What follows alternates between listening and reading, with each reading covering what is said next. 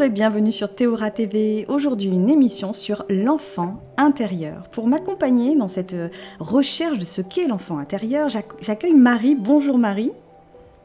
Bonjour Cécile, bonjour Laurent. Alors Marie, toi tu accompagnes les gens à oser se révéler.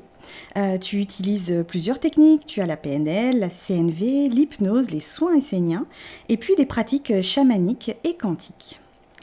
Et puis à mes côtés également, j'ai Laurent. Bonjour Laurent. Bonjour Cécile, bonjour Marie. Alors Laurent, toi tu accompagnes par la psychothérapie, par l'hypnothérapie, tu fais également des soins énergétiques, tu es coach en entreprise, mais aussi pour les enfants, pour les ados, pour les adultes, pour les femmes, pour les hommes, pour les couples, pour les groupes. Bref, c'est complet. Pour les enfants, ça allait. Et pour les enfants surtout, c'est ça. Donc je vous remercie aujourd'hui d'être là tous les deux. Et parce que nous allons essayer de définir ce qu'est l'enfant intérieur, sachant qu'effectivement, j'ai comme la sensation quand même que chacun voit un petit peu l'enfant intérieur à sa façon, en tout cas avec son histoire, sa progression, dans sa capacité à comprendre peut-être sa vie.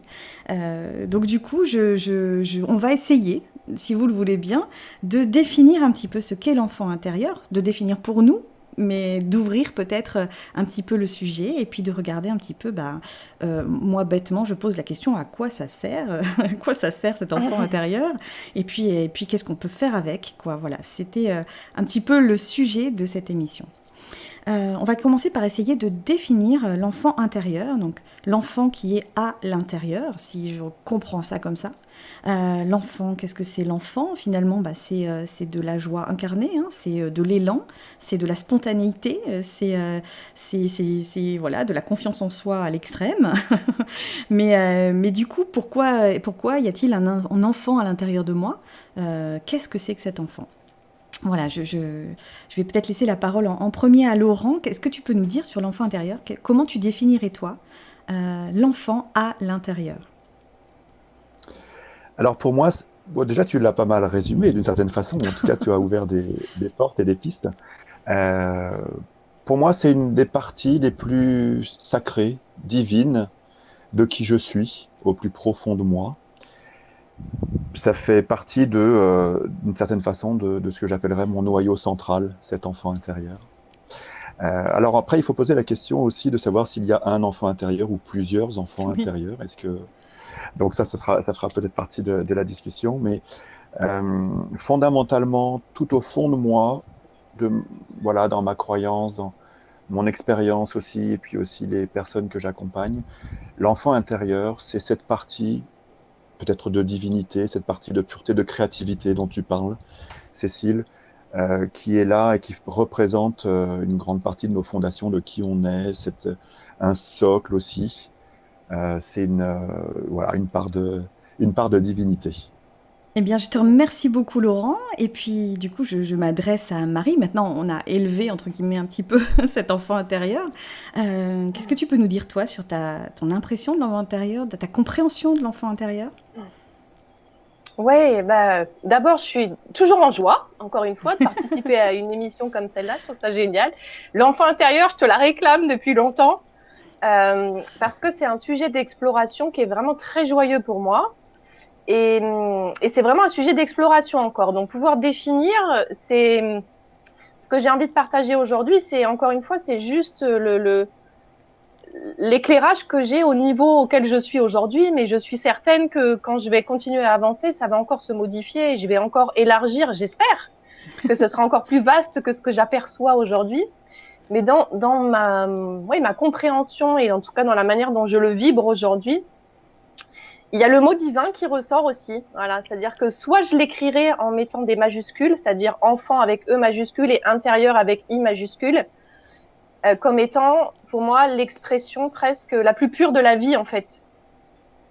Waouh! Pour moi, c'est vraiment quand je suis dans la connexion avec cet enfant divin, cet enfant intérieur avec les deux majuscules, c'est l'expression de la vie qui s'écoule et qui émane de moi dans sa plus pure expression, vraiment.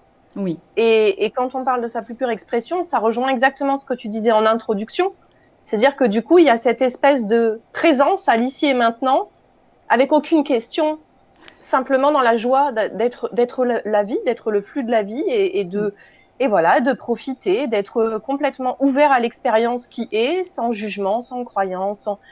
Il y a presque un côté vierge, en fait. Oui. Quand je parle de pureté divine, il y a presque un côté, voilà, qui est vierge avant qu'il y ait tout ce qu'on s'est construit en grandissant, en fait. Et oui. Et pour moi, c'est très nouveau, en fait. Donc, c'est super rigolo pour moi que l'émission arrive maintenant parce qu'il y a quelques semaines en arrière, j'étais encore dans un espèce de flou sur le sujet. Entre l'enfant intérieur, les enfants intérieurs, dont on va certainement parler après, ou est-ce qu'on fait des différences, est-ce qu'il y a plusieurs enfants, et cet enfant intérieur avec les majuscules ou l'enfant divin. Et je crois que ce qui s'est modifié pour moi récemment, c'est que j'ai commencé à goûter justement de plus en plus à cet enfant divin, qui est en amont de tout, en fait.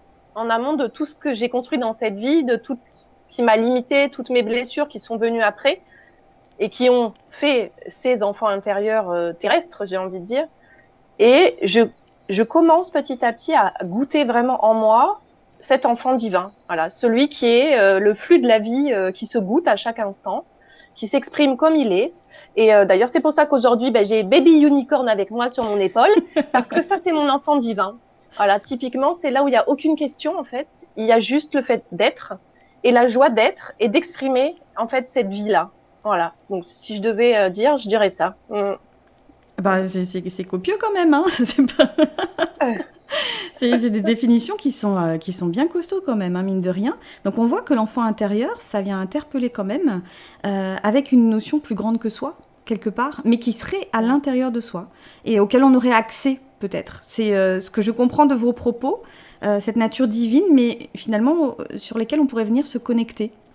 Mais du coup, la grande question, c'est que quand on parle d'enfant, moi j'ai été un enfant, donc est-ce que c'est moi à 5 ans par exemple que je ressens à l'intérieur, est-ce que c'est l'enfant que j'ai été, ou est-ce que c'est finalement moi mais qui suis restée enfant, donc est-ce que c'est une projection finalement de ma personnalité à 5 ans, ou est-ce que c'est vraiment qui j'ai été à 5 ans, ou est-ce que c'est vraiment mon âme qui s'exprime à l'intérieur de moi par de la joie, parce qu'on sait effectivement que l'âme, elle, est quand même dans la joie, l'amour inconditionnel et l'élan de vie. Donc, est-ce que vraiment, qu'est-ce qu'on pourrait arriver à dire ça? Parce que finalement, on entend beaucoup en développement personnel parler de, il faut que tu ailles parler à ton enfant intérieur qui souffre. Et donc, du coup, je me dis, mais qui c'est cet enfant intérieur qui souffre? Si on est dans la joie et dans la spontanéité, dans l'élan, pourquoi il souffre? Donc, est-ce que c'est moi qui ai vécu des traumatismes, ou est-ce que effectivement il s'est passé quelque chose et donc c'est ma projection aujourd'hui d'adulte qui vient en désaccord avec cet enfant intérieur et qui crée une souffrance? Marie, c'est une colle que je te pose, c'est ça? Ah, ça m'a plongée dans une intense réflexion, là. Non, c'est hyper intéressant. En fait, c'est un peu ce qu'on vient de dire un peu avant, c'est que quand on entend, effectivement, j'entends aussi beaucoup ce que tu viens de partager, c'est-à-dire il faut aller rencontrer son enfant intérieur blessé, etc., etc. Là, effectivement, pour moi, on a accès à plein d'enfants intérieurs, en fait, du coup. C'est des couches d'âge, parce que dans notre vie actuelle, on a répertorié des stades, donc bébé, enfant, ado, adulte, etc. Et donc, dans cette tranche d'âge et de vie qu'on appelle l'enfance, là, effectivement, il y a tous les enfants qu'on a été, finalement. Alors, intérieur, est-ce que le mot intérieur, il a une valeur? En fait, j'en sais rien. Je me suis jamais posé la question. Donc, c'est intéressant. Mais oui, parce que dans ce sens, tous ces enfants-là, toute cette période de l'enfance, c'est bien en moi. Donc, ça me constitue, finalement. Et effectivement, cet enfant-là qui a grandi sur toutes ces années de l'enfance, il a rencontré un certain nombre d'étapes, d'événements, de choses, et il a commencé à se construire dans la vie telle qu'elle est sur la Terre. Et ça, pour moi, c'est pas la même chose que l'enfant divin ou l'enfant intérieur avec les 2 majuscules. Voilà. Pour moi, l'enfant divin, il est vraiment en amont, j'ai envie de dire, de tout ça, ou au-dessus. Je sais pas. Il faut toujours le situer dans l'espace et le temps sur la Terre, mais je sais pas où le mettre. Ou ce noyau central dont parlait Laurent. Voilà, c'est peut-être une super belle image à reprendre. Cet enfant divin, il est au cœur, en fait. Et après, c'est pas qu'il s'est dénaturé quelque part, mais c'est que sur la Terre, on est venu faire des expériences, et donc de cette manière-là, quelque part, le côté de l'enfant divin vierge qui sait goûter ce que c'est que la fluidité de la vie, de l'instant présent, on l'a. Au moment où on émerge, j'ai envie de dire presque dans la vie terrestre, et puis après, hop, quand on grandit et on fait toutes ces expériences et on est façonné, là, on a des couches d'enfants intérieurs qui se succèdent et il n'y a pas d'âge en fait. Enfin, moi, je vois dans les accompagnements ou même pour mon propre chemin, je vais régulièrement rencontrer mes enfants intérieurs à différents âges et à différents stades en fait, par rapport à des vécus qu'ils ont eus et qui souvent, mais on va en parler après, voilà, demandent à libérer des choses justement pour que mon enfant divin, il puisse reprendre sa pleine expression et pouvoir, voilà, reprendre sa place, quoi, se remettre Oui, sur son trône. oui, sur son trône. Mm. Laurent, du coup, toi, c'est pareil, peut-être que en psychanalyse, en psychothérapie, je veux dire, on vient parler souvent de ces enfants intérieurs. Est-ce que c'est des choses que tu as fait, d'aller dire à quelqu'un, venez prendre contact avec votre enfant à 5 ans ou à 7 ans, dites-moi ce qu'il ressent. Est-ce que c'est des choses qu'on fait et est-ce que c'est ça l'enfant intérieur pour toi? Est-ce que c'est aussi l'enfant intérieur? Alors c'est ça, c'est aussi ça. Et je vais être totalement d'accord avec Marie. Pour moi, il y a cette notion de pureté, euh, d'énergie de vie, d'énergie créatrice, de joie, d'inspiration, de légèreté, de créativité, qui est vraiment cette part de pureté, de divinité.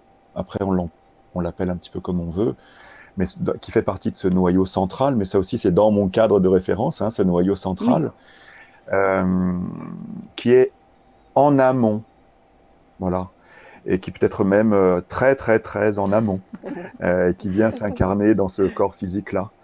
Euh, et puis, bah, cette part de pureté, elle va créer ou elle va s'adapter à ce qu'on va lui proposer. Donc, elle va faire preuve ouais, d'une adaptation créatrice au regard de tout ce qu'elle va rencontrer dans la vie. Et là va se constituer, de mon point de vue aussi, moi j'aime beaucoup cette théorie et thérapie des états du moi, hein, dont on a déjà parlé, qui part du principe que voilà, c'est un modèle qui définit le fonctionnement psychique en considérant qu'on est un ensemble et puis à l'intérieur de nous, il y a plein de sous-ensembles, des états, des parties de moi. Et dans ces parties de moi, il y a des enfants intérieurs aussi, qui viennent en aval, du coup, qui viennent postérieurement là, se créer, se construire au regard des expériences vécues, au regard de personnes ou de personnages ou de choses qui sont aussi introjectées.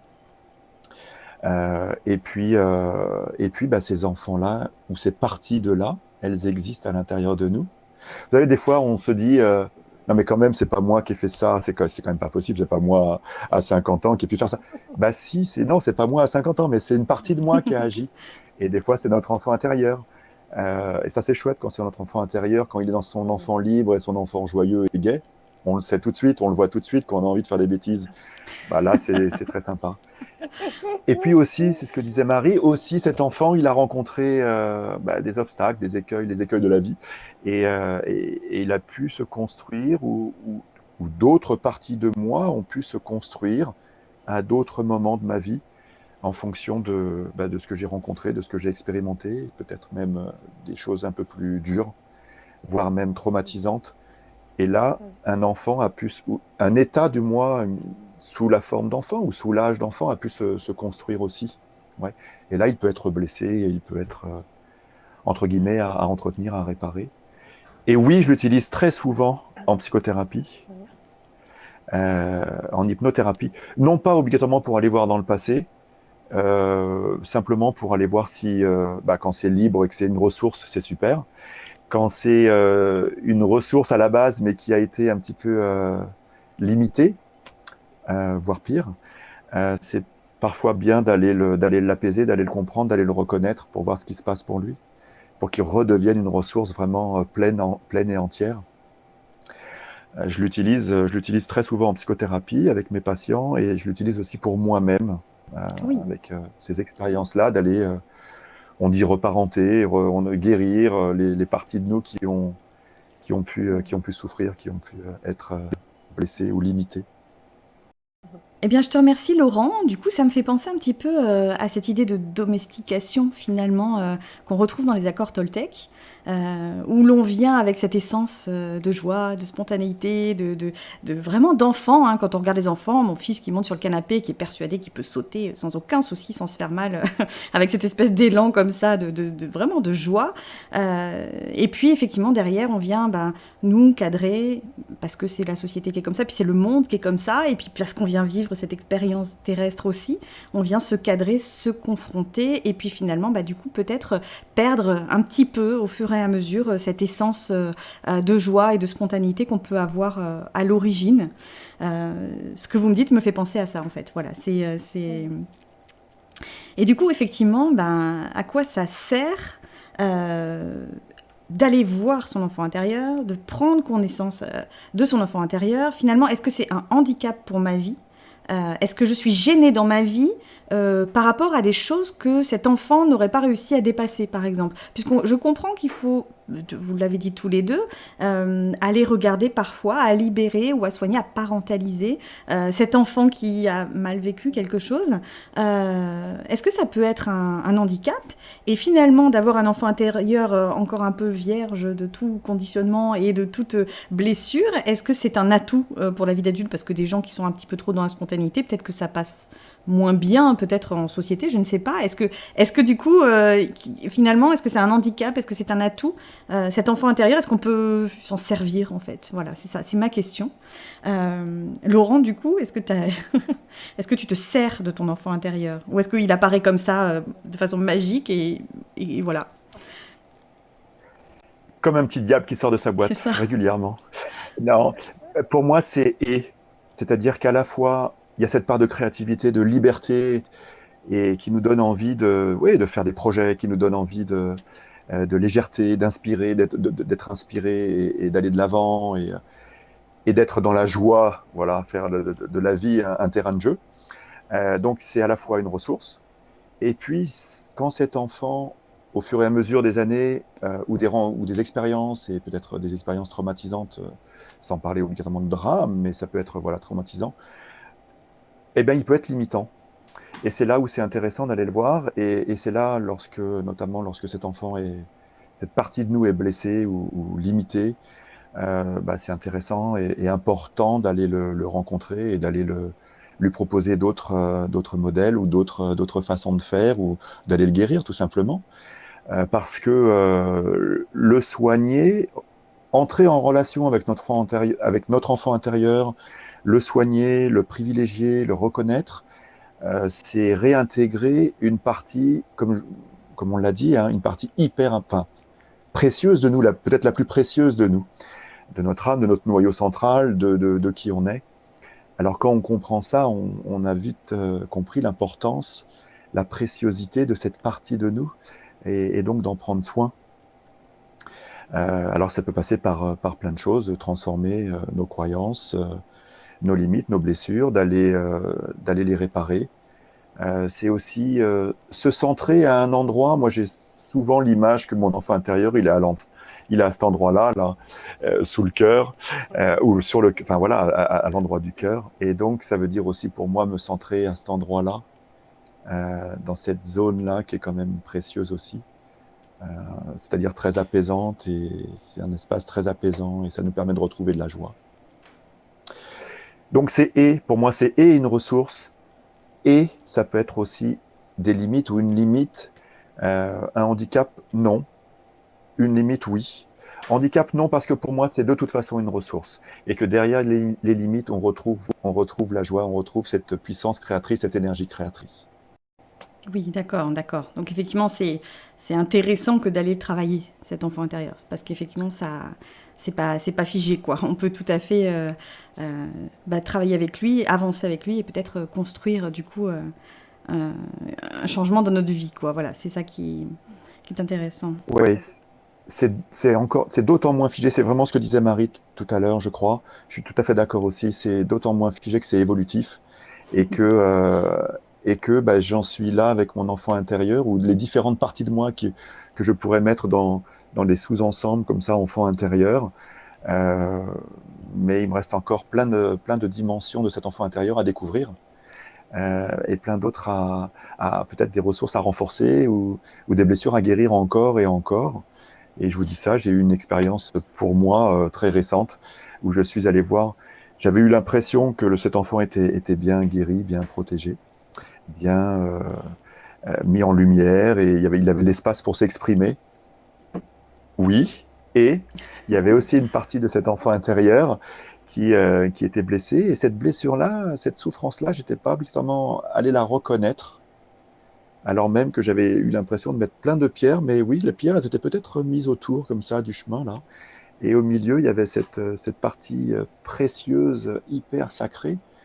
Et alors là, pour moi, ça a été d'une certaine façon, et Marie va peut-être voilà, reconnaître ça en chamanique ou en chamanisme ou en soins quantiques, de retrouver une partie de mon âme. C'était de cet ordre-là, Ah du oui. divin, de la pureté en moi, la lumière au milieu de la lumière, au milieu de tout un ensemble là, qui pourrait constituer mon âme. Là, j'ai retrouvé ou recouvré, on dit recouvrement d'âme en chamanisme, mais vraiment cette partie probablement la plus précieuse.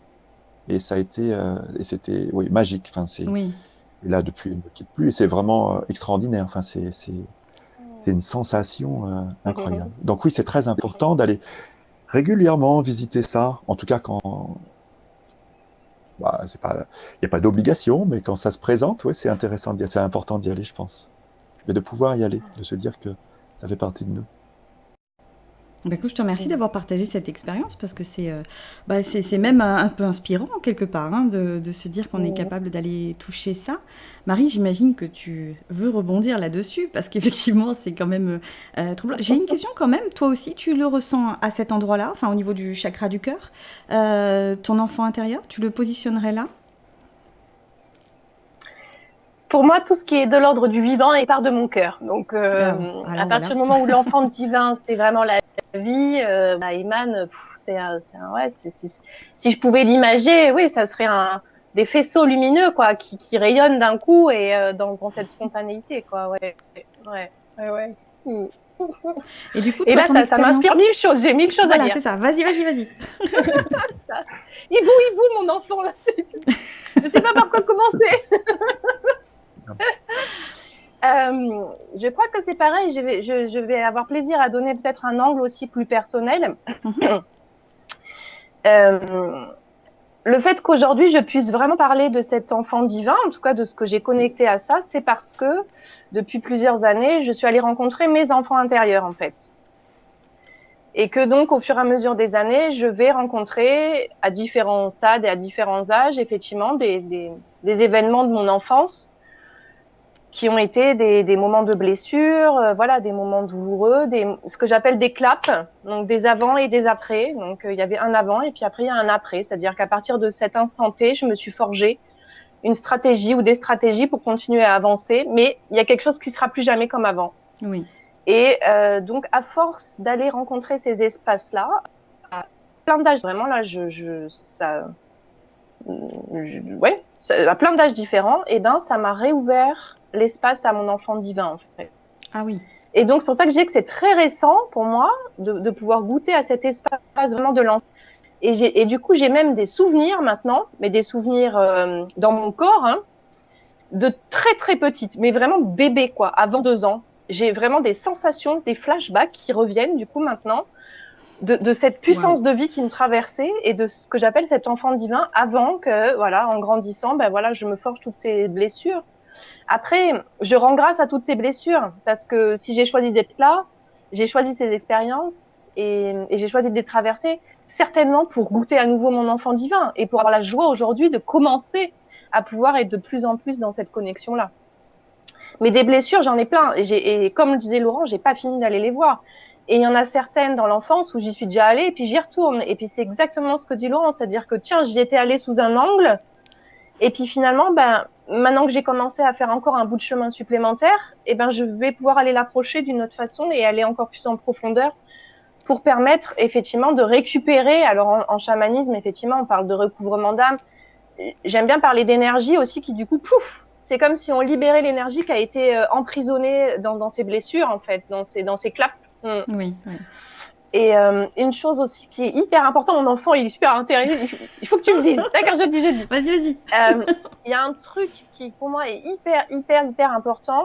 Notamment, ça m'a beaucoup servi à moi, mais du coup, je m'en sers énormément dans les accompagnements aussi. C'est que moi, par exemple, j'ai grandi dans une famille extrêmement aimante. Donc, à la base, j'ai eu un environnement d'amour extraordinaire. Mais il n'empêche que mon enfant, il a eu des blessures. Et ça, souvent, les gens, ils ont beaucoup de mal à franchir le pas d'aller rencontrer leurs enfants intérieurs parce qu'ils se disent non, mais moi, mes parents, ils m'aimaient. Ah, mais moi, papy, mamie, ils étaient là pour moi. Ah, mais j'ai été gâtée par la vie. Et oui, mais en fait, pas tout le monde n'est obligé d'avoir des traumatismes énormes pour que l'enfant intérieur, quand même, d'une certaine manière, il ferme des zones en lui et qu'il y ait des espaces, du coup, qui soient limités et restreints. Parfois, ce sont des petites choses. Et je peux vous partager un exemple qui est hyper significatif et qui fait très rire l'adulte qu'on est devenu. Mais moi, j'ai un souvenir hyper marquant.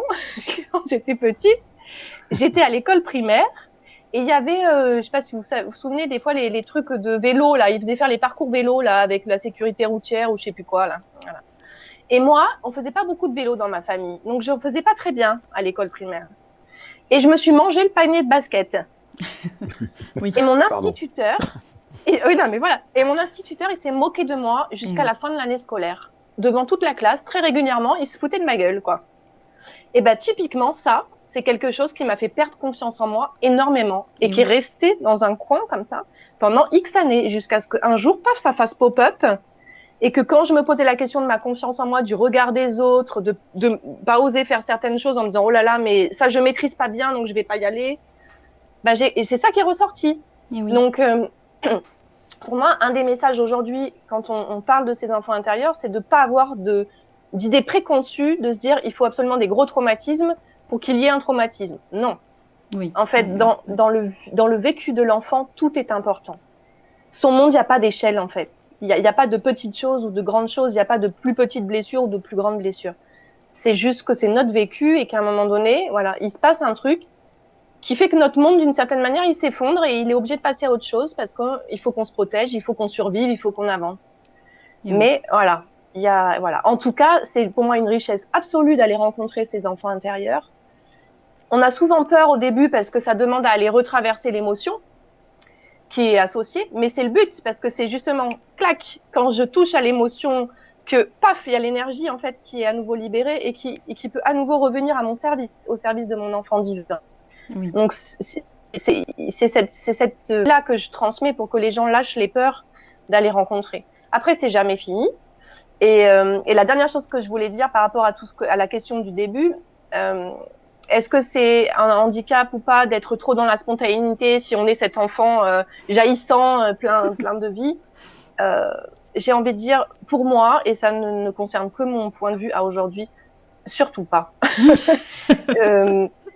Moi, ça a été le début des fermetures pour moi, parce que moi, j'étais cette petite fille qui est arrivée sur la Terre avec cette essence divine de pure joie. Je parlais aux fleurs, aux herbes, aux arbres, à la lune, aux étoiles, en permanence. C'était complètement normal. J'étais dans cet amour jaillissant, et au fur et à mesure que j'ai commencé à me dire « Oula, ça se dit pas, oulala, les autres, ils font pas pareil, oulala », je me suis fermée ça. Mais aujourd'hui, je récupère tout ça et je suis dans une joie. Donc, j'ai envie de dire, l'enfant divin qui s'exprime, ça peut pas être mauvais. Oui. Ça peut pas être mauvais. C'est de l'amour, en fait. Après, on apprend à mettre les formes qui vont avec. Mais même l'enfant jaillissant qui s'exprime, c'est nous, après, l'adulte qui interprétons de travers. Mais si on accueille la vie telle qu'elle s'exprime avec l'intention d'amour qui circule, pour moi, il n'y a rien c'est que du plus. Voilà ce que je voulais dire. Non, mais c'est très intéressant finalement. Alors par contre, moi j'ai une question subsidiaire. Et quand on n'a pas de souvenir de son enfance, mais du tout, parce que, bon, je suis concernée, d'accord, mais il y a beaucoup de gens comme moi qui disent, mais moi je me souviens de rien, quoi. Je me souviens pas. Est-ce que ça veut dire qu'il n'y a rien qui nous a touchés, ou est-ce que ça veut dire que faut passer par des techniques peut-être un petit peu plus complexes, c'est plus difficile d'aller voir son enfant intérieur? Comment ça, parce que j'ai très très peu de souvenirs. Moi, en fait, mes souvenirs, c'est ma sœur qui me raconte les trucs que j'ai fait, quoi. Donc c'est vraiment, je suis un petit peu beaucoup dans le moment présent. Du coup, finalement, tout ce qui a été passé, je m'en souviens absolument pas. Et je sais qu'il y a beaucoup de gens comme ça, parce que pour l'avoir dit plusieurs fois, les gens m'ont dit mais moi aussi. Et du coup, je sais pas dire ce que dans mon enfance, ce qui a été un stress ou pas un stress, j'arrive pas à m'en rappeler. Alors comment on fait dans ces cas-là? Vous allez me dire, il faut aller voir un psy. Et je vais dire bon, ok, d'accord.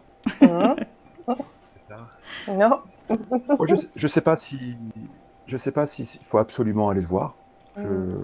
J'en suis pas sûr en fait, pas du tout.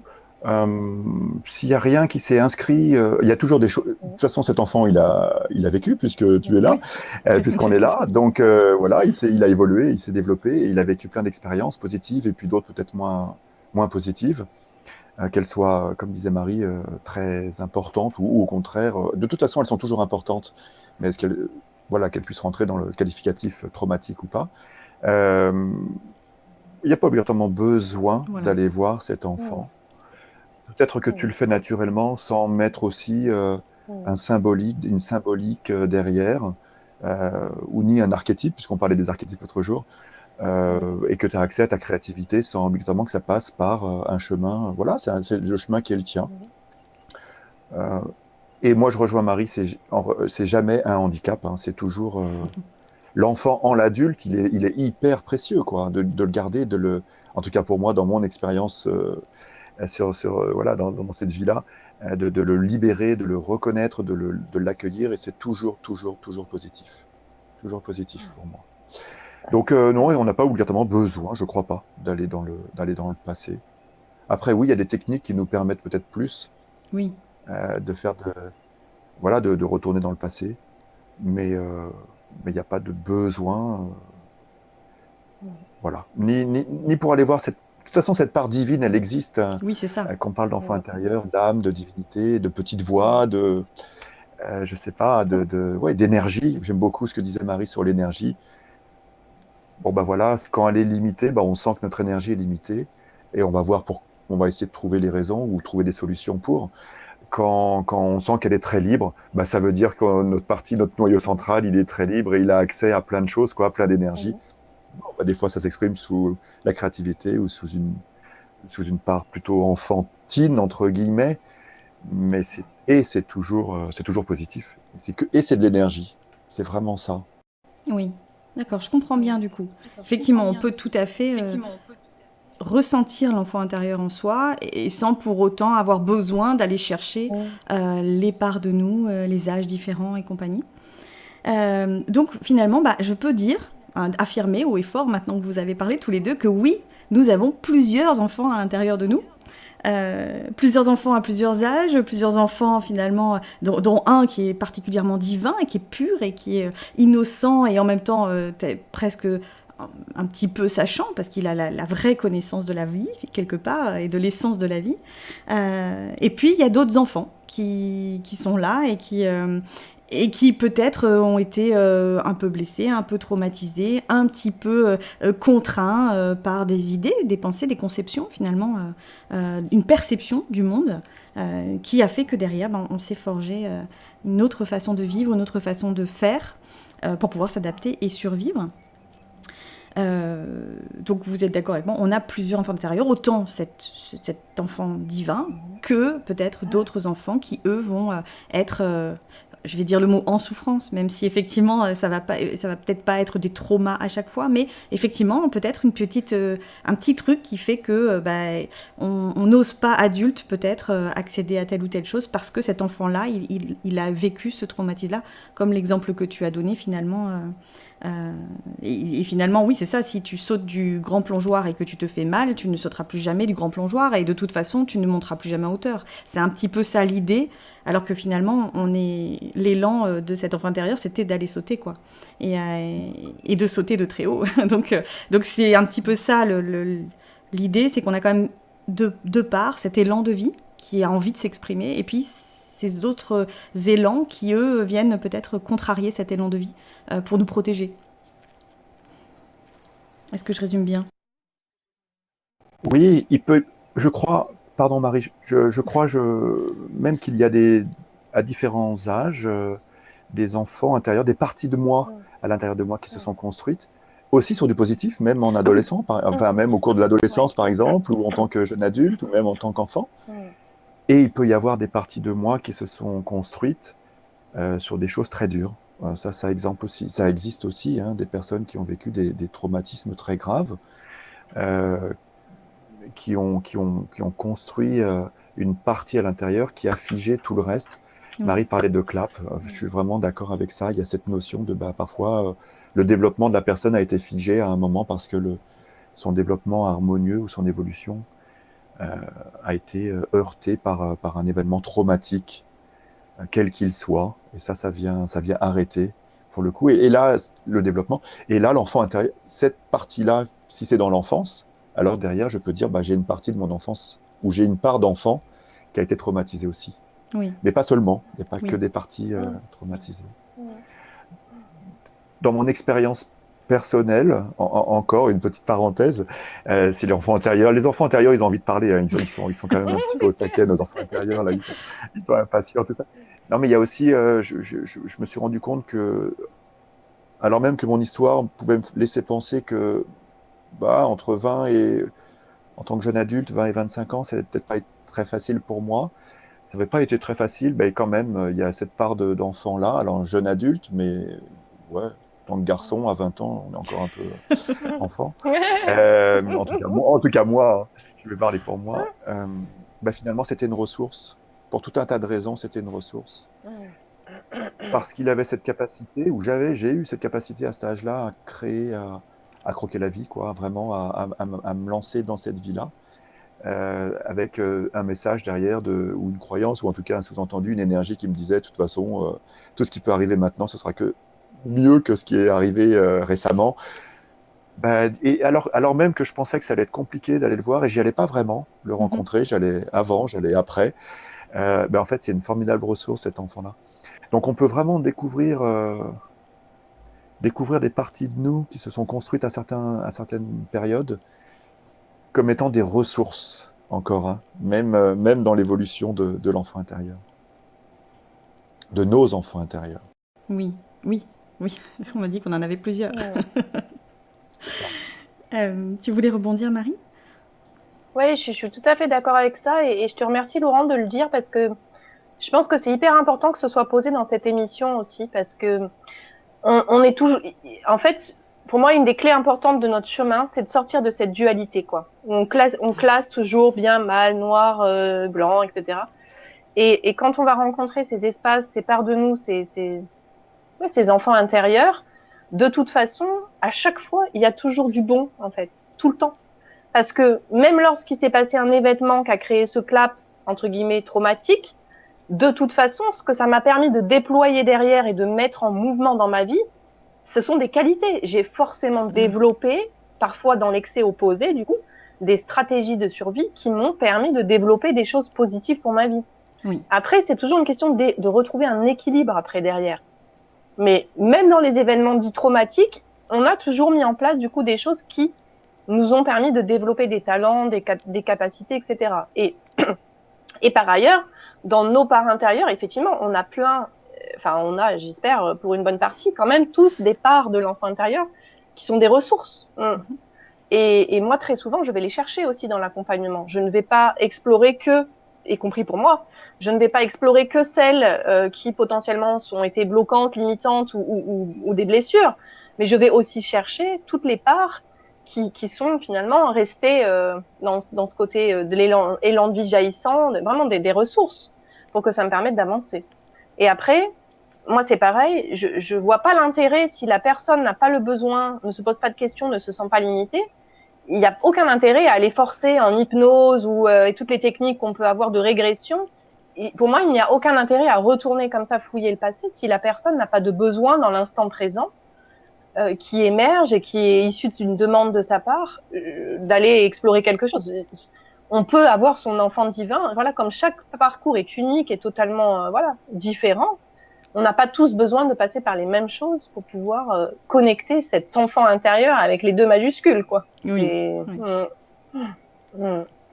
Mais je te remercie du coup de préciser. Marie, tu as dit quelque chose de très important. Je crois, quand on va voir ces parties de nous, dans la mesure où on a besoin d'aller les voir, mais que ce soit l'enfant ou même l'adulte, hein, ou l'adulte jeune depuis plus longtemps, là, l'enfant jeune depuis plus longtemps, on va vers l'unité. C'est un chemin qui nous rassemble. C'est un chemin qui nous reconnaît. C'est un chemin exploratoire et c'est un chemin d'unité, d'unification de mon être, hein, de qui je suis à l'intérieur. Quand c'est parti, quand on va les rencontrer, qu'elles se reconnectent, qu'on peut les dialoguer, qu'elles dialoguent entre elles, qu'on peut parler aussi avec ces parties-là.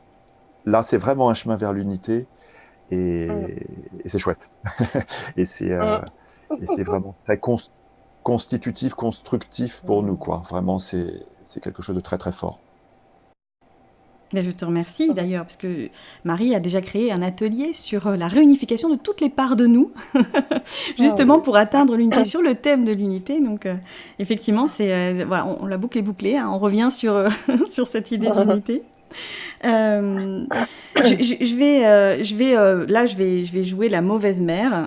Je vais dire quelle est l'attitude à adopter face à ce gosse là qui nous embête quelque part et qui nous contraint. Alors évidemment, moi, plein d'amour et compagnie, j'ai qu'une envie, c'est d'aller dans la bienveillance et dans l'amour de cet enfant, comme je vais avoir affaire à mes propres enfants. Mais par contre, parfois, c'est vrai, les enfants, il faut un peu les domestiquer entre guillemets, il faut les cadrer, il faut être un peu autoritaire parfois pour leur faire revenir à autre chose que l'émotionnel et voir peut-être les choses sous un autre angle, sans violence aucune, mais à un moment donné, il y a des fois des limites à poser à des enfants. Donc, quelle attitude est à adopter face à ces enfants-là ? Est-ce que ces enfants-là réagissent comme des vrais enfants dans la vraie vie ? Est-ce qu'il faut qu'on fasse appel aux mêmes techniques que d'éducation que ce qu'on pratique autour de nous avec nos propres enfants ou qu'on aurait aimé peut-être que les gens pratiquent sur nous, enfin voilà, c'est ce que nos parents pratiquent sur nous. Comment est-ce qu'on agit par rapport à son enfant ? On le gronde, on l'envoie dans sa chambre. Qu'est-ce qu'on fait avec cet enfant en fait ? Une fois qu'il se révèle, qu'il est là, qu'il est un petit peu blessé, qu'il demande de l'attention, hein, voilà, d'accord, il se réveille et là on sent que c'est le moment d'aller le voir. Et comment faire là ? Il faut se positionner comme parent pour cet enfant ? C'est hyper intéressant ça comme question. C'est marrant parce que c'est pas le mot parent qui me viendrait, mais dans l'esprit, je sais, c'est ça en fait. Je pense c'est le côté parent dans le sens. Pour moi, c'est l'amour en fait. C'est-à-dire que quand j'ai une part comme ça de blessée que je sais qui est dans mon enfance et je me dis tiens, ça c'est une part de mon enfant, un de mes enfants intérieurs qui est au pilotage en fait, hein, c'est un peu ça que je dirais, c'est-à-dire que dans ma vie par moment je me remarque que je répète certains fonctionnements et à un moment donné, si j'ai envie d'en sortir, je vais prendre conscience qu'en fait, c'est une part en moi qui prend les commandes. Et du coup, si je vais chercher, que j'ai la curiosité, je peux trouver que des fois, effectivement, c'est une de mes parts enfant intérieure. Ça peut être après jeune adulte, comme on disait, ça peut être plein de choses.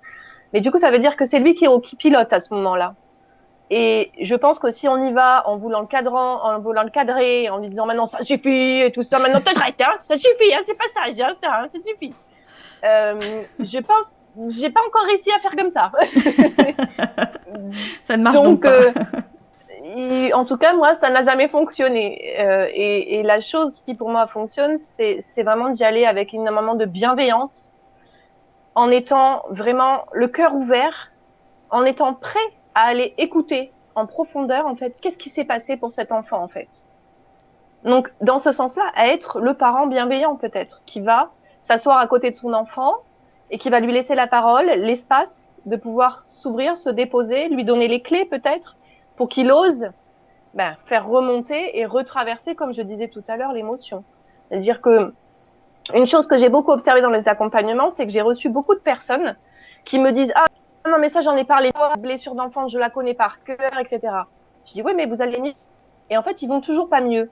Parce qu'en fait, ils sont pas allés chercher l'émotion. Ils ont pas ouvert la porte complètement pour aller s'autoriser à redevenir cet enfant intérieur. Donc, c'est-à-dire que moi, ce avec quoi j'accompagne, c'est de permettre du coup à cet enfant qui se présente, de redevenir pendant quelques instants, ou le temps qu'il faut, de replonger et de redevenir cet enfant-là, qui va lâcher son vécu, qui va, et même des fois physiquement, les personnes se modifient dans ces espaces-là, hein. parce qu'elles redeviennent d'un coup cet enfant qui pleure de telle chose, qui a de la colère, qui a machin.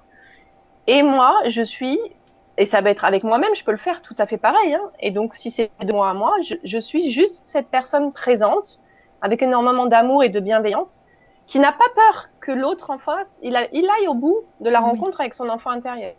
Il y a une énorme confiance, en fait, pour moi. Il y a une énorme confiance qui est donnée lorsque j'ouvre la porte à mon enfant intérieur ou lorsque je l'ouvre quand je suis accompagnant avec des gens. Une énorme confiance qu'il va traverser.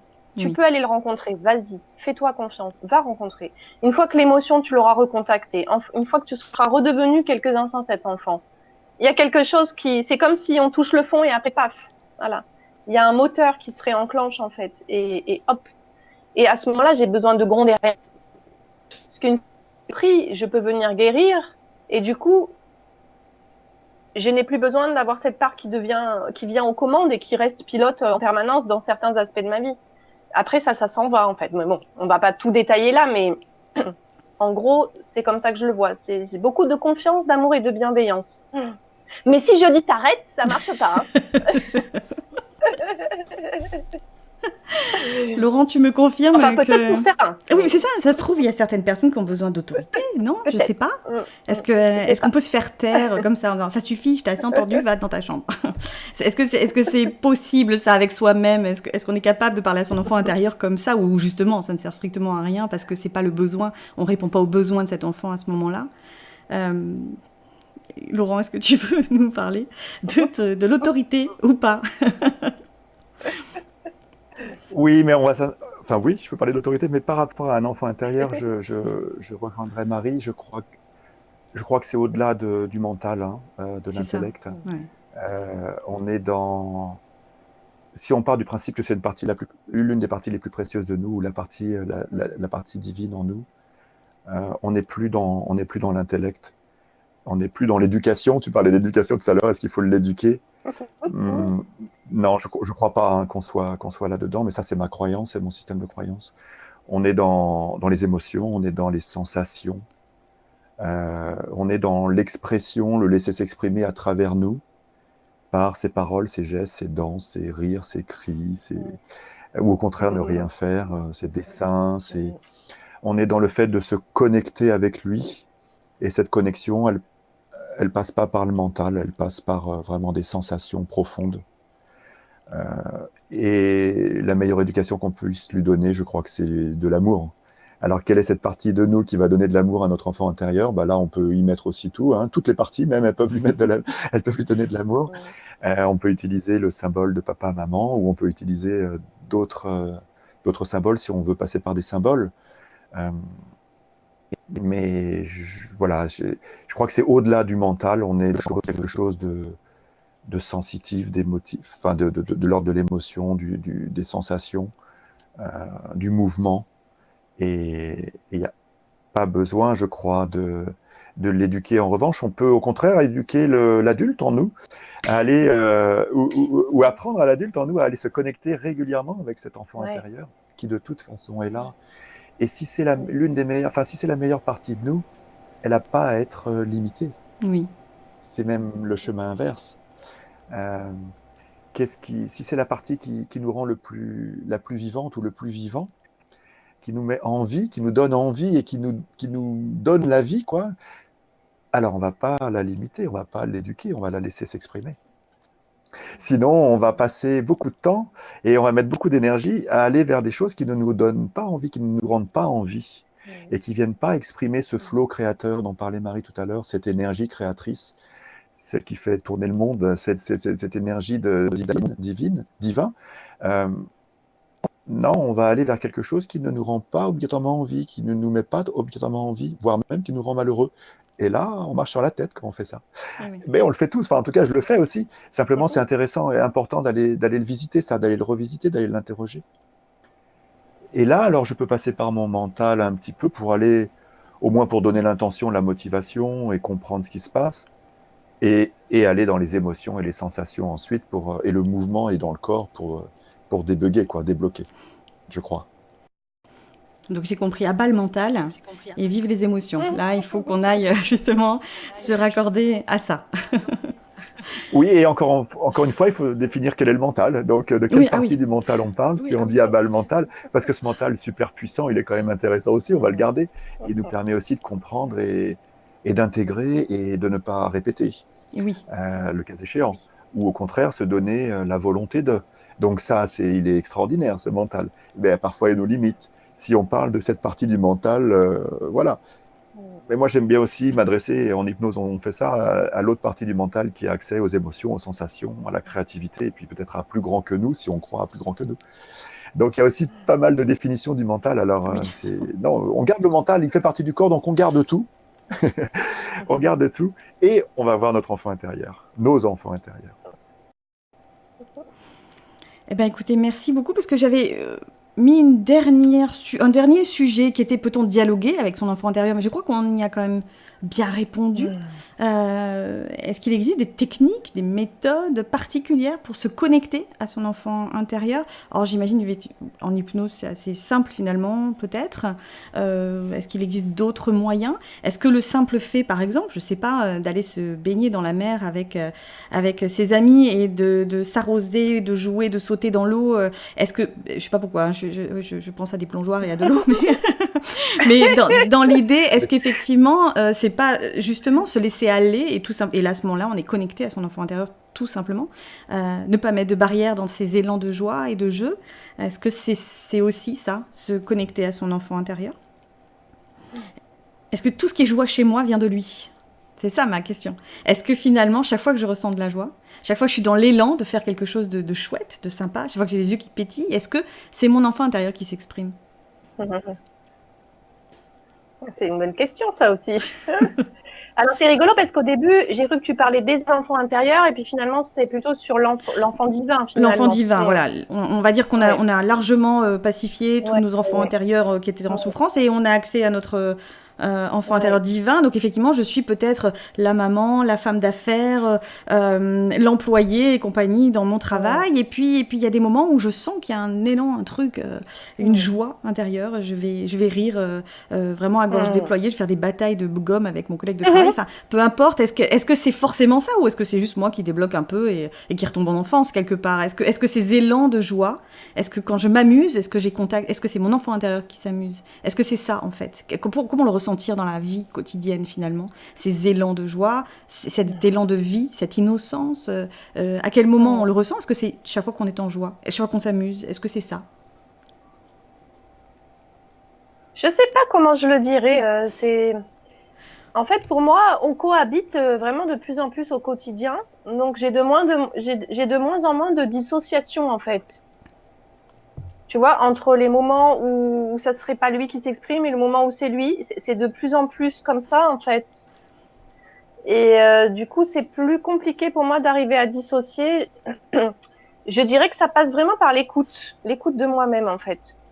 C'est-à-dire que plus je suis d'instant en instant en train d'écouter ce qui est vraiment en vie en moi, plus je suis comme ça avec cet enfant divin à l'intérieur et donc c'est lui qui me met en mouvement. Mais en même temps, quand lui me met en mouvement, là, on peut partir encore plus loin. C'est-à-dire que du coup, je permets à mon être, mon être, etc., et toutes mes sphères, quelque part, peuvent ensemble se rassembler et voilà, et s'écouler, s'exprimer à travers moi. Mais ce que je vis, que je m'efforce de cultiver de plus en plus, parce que j'ai encore, c'est pas encore du non-stop, hein. Mais c'est vraiment de ne faire plus qu'un. Et je crois que quand j'ai commencé à faire cette réunification, cette cohabitation, je faisais des checks en fait. C'est-à-dire qu'avant de me mettre en mouvement, je checkais avec mon enfant divin et j'ai dit alors est-ce que ça te plaît?